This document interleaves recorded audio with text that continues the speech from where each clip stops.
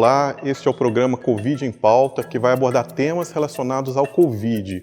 Eu sou Leonardo de Paulo Almeida, médico de família e comunidade. Aqui do lado está meu colega Marcelo Gobo Júnior, também médico de família e comunidade. Hoje o tema vai ser o Covid com a depressão. Como está a situação dos pacientes que têm depressão ou alguma doença de saúde mental nesse momento de pandemia? Atualmente, a depressão é a maior causa de incapacidade laborativa no mundo. É uma das doenças que mais crescem e a gente tem como preveni-la e combatê-la. É algo que tem tratamento e a situação de pandemia é um fator bastante agravante e desencadeante dos quadros. E é sobre isso que a gente vai tratar aqui hoje. Qual o impacto da pandemia por Covid-19 na saúde mental? A pandemia de Covid impacta a saúde mental agravando os transtornos que já existem ou criando uma situação para que a gente perceba alguns transtornos que estão latentes, ou seja, que a pessoa tem uma predisposição, mas ainda não manifestou. A situação da pandemia gera o que a gente chama de hipervigilância. E nessa situação de hipervigilância é como se a gente ficasse com medo o tempo todo. A maior causa de adoecimento em situações de pandemia, como a gente já aprendeu com outros vírus, como o SARS e o MERS na Ásia, é a situação de medo e hipervigilância. Isso, ao longo do tempo, pelos próximos 3 anos depois da pandemia, adoece mais as pessoas do que o próprio vírus, que é a causa da pandemia, pelo medo. As pessoas que têm mais adoecimento são os profissionais de saúde, por estarem expostos a um risco direto e ficarem o tempo todo relembrando sobre o medo de contaminação e o perigo de se contaminar com a doença. Com isso, a gente predispõe até 6 vezes mais o aparecimento de doenças mentais, especialmente aquelas que são conhecidas como o espectro do estresse pós-traumático, que vão ter sintomas de ansiedade e depressão bastante intensos. O problema maior, Marcelo, como está falando aí, é que o paciente que tem algum problema envolvendo saúde mental, como a depressão, na época de pandemia, como ele vai procurar ajuda? Onde ele vai? Sendo que ele às vezes não pode sair de casa ou está com medo de sair de casa. Isso é um problema que aumenta mais ainda a ansiedade, a angústia desse paciente. Durante a pandemia, o Conselho Federal de Medicina liberou a telemedicina para facilitar o contato entre o profissional de saúde e o paciente. Isso ajudou muito, tem facilitado o trabalho, principalmente da área da saúde mental. Mas precisa de algo a mais, né, Marcelo? Justamente. Uma das coisas que mais dificulta o cuidado e gera um quadro de descompensação, um surto, é esse distanciamento do serviço de saúde, que garante um cuidado no início de qualquer sintoma novo ou de qualquer dificuldade que a pessoa possa apresentar. O uso da telemedicina é algo que facilita muito, que apesar de a gente usar um recurso que é de distância, traz a gente para mais perto do cuidado. E isso tem causado um impacto muito positivo, tanto no que se diz da saúde mental, quanto no cuidado em saúde em geral de doenças crônicas. Um problema que a gente observou bastante nesse período com os pacientes foi a questão da renovação de receita, a prescrição de medicamentos. Nem todos os médicos ainda têm aquela assinatura digital que você envia a receita por um e-mail e ele consegue comprar numa farmácia simplesmente com um código. Ou seja, ele precisa de se deslocar até o consultório, até a unidade básica para pegar o remédio.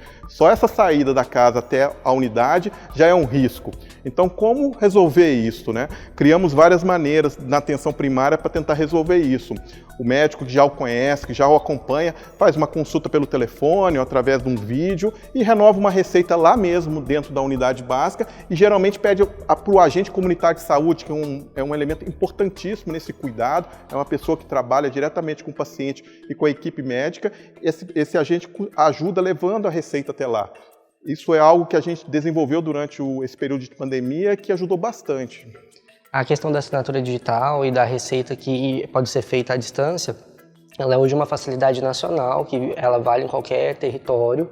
Então, se um médico que está aqui em um estado tem um paciente que é atendido em outro estado, ele pode fazer essa prescrição à distância com a assinatura digital. E o principal impacto disso é que você garante acesso para todo mundo, sem precisar sair.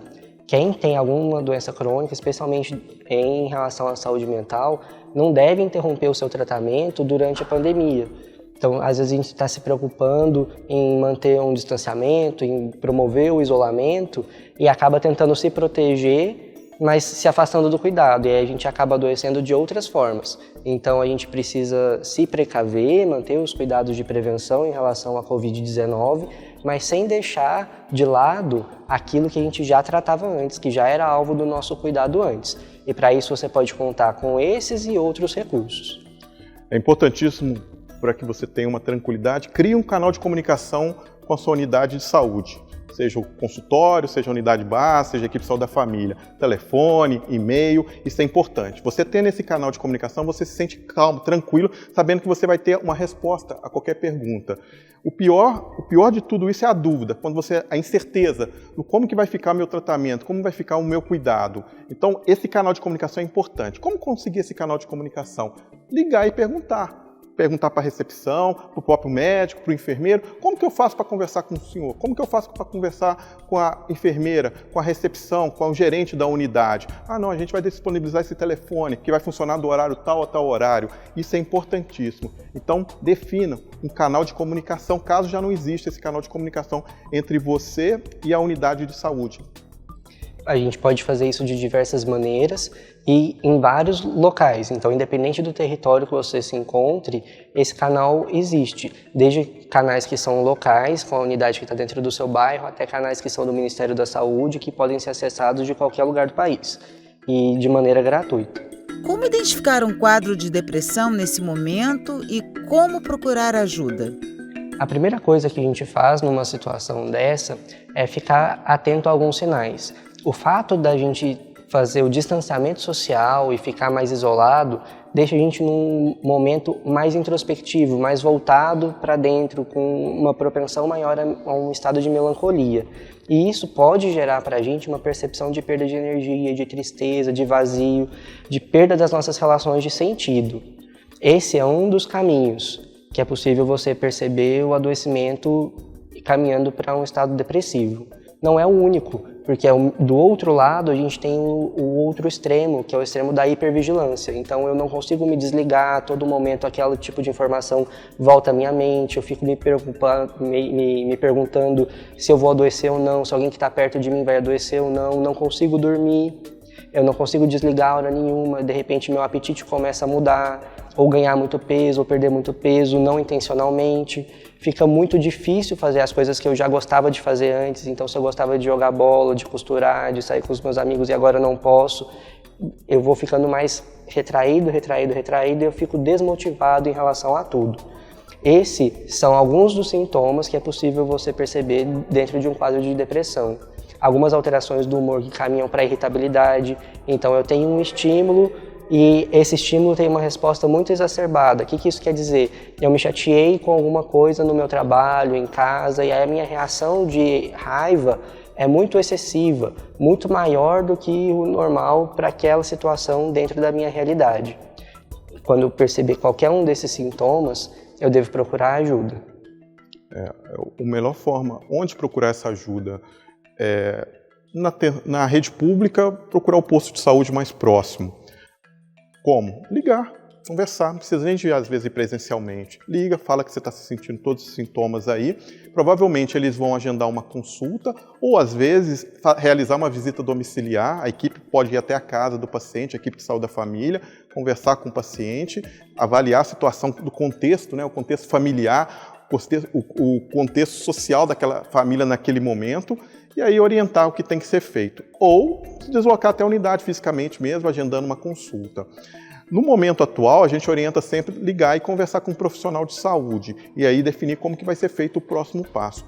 O Marcelo falou itens muito interessantes, mas geralmente quem percebe a mudança são os familiares. Você está diferente, você não está tomando banho, você não está se penteando, você está vestindo a mesma roupa todo dia.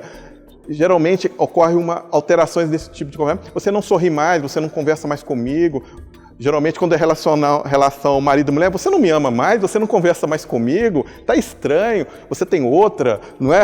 Ou vice-versa. O comportamento muda completamente. Por quê? Você liga a televisão, você só vê notícias ruins. da pandemia. Dificilmente chega notícias boas. Descobriu a vacina, isso ainda não chegou. Então, é um clima muito tenso, uma insegurança muito grande. Então, a gente gostaria muito que essas pessoas não ficassem tensas, mais tensas do que já estão. Então, tem que procurar ajuda. E aí, é ligar para o centro de saúde mais próximo, a unidade de saúde mais... Aí eu não tenho uma unidade de saúde mais próxima. O governo, né, disponibilizou alguns sites, alguns telefones que podem ser úteis para acessar a saúde, dependendo do local em que você esteja. Um outro equipamento muito importante de saúde é o CAPS, que em relação à saúde mental também é porta de entrada e que dependendo do local que você estiver, pode ser um recurso utilizado. Assim como a unidade básica de saúde tem porta aberta para você poder levar uma queixa dessa, o CAPS, em qualquer um deles, também tem essa porta aberta e o acolhimento é realizado de modo imediato. E aí, se você não conhece a estrutura do seu município, você pode ligar e se informar para poder pedir ajuda. O profissional que você talvez tenha mais contato e que pode ajudar nesse primeiro atendimento, geralmente é o agente comunitário de saúde. O agente comunitário de saúde, ele geralmente está em contato mais próximo com vocês, com o paciente, com a família. Então, ele passa lá na casa, às vezes nem vai entrar nesse período de pandemia. Lá de fora mesmo vai perguntar, está tudo bem, está acontecendo alguma coisa? Geralmente, quando deixa ele entrar, vai até a varanda, a casa, fique afastado, usem máscara e conversa com ele. Ele te entende mais do que qualquer outra pessoa, porque ele já está ali há muito tempo, já conversa com você praticamente todo mês, ele encontra com vocês uma vez por mês. Então, este é uma pessoa certa para vocês conversar. Ele vai sair dali, vai chegar na unidade básica e vai conversar com a equipe de saúde da família, vai conversar com o médico, com o enfermeiro, e ali vai definir um plano de como cuidar de você. Se você não tem um posto de saúde, uma equipe que possa ir ter a sua unidade, ou um agente comunitário de saúde, como que eu posso fazer? Aí tem o privado também, né? Tem as redes privadas, que geralmente funcionam muito bem com a relação do telefone. E aí, algumas hoje já tem a questão da telemedicina, né? O médico já entra em contato com vocês pelo vídeo e já conversa diretamente. E direciona um tratamento, seja medicamentoso, seja até com a terapia, que também com psicólogo, que pode ser também feita por vídeo. Este é o Covid em Pauta e daqui a pouco retornamos para conversar mais sobre o tema de hoje.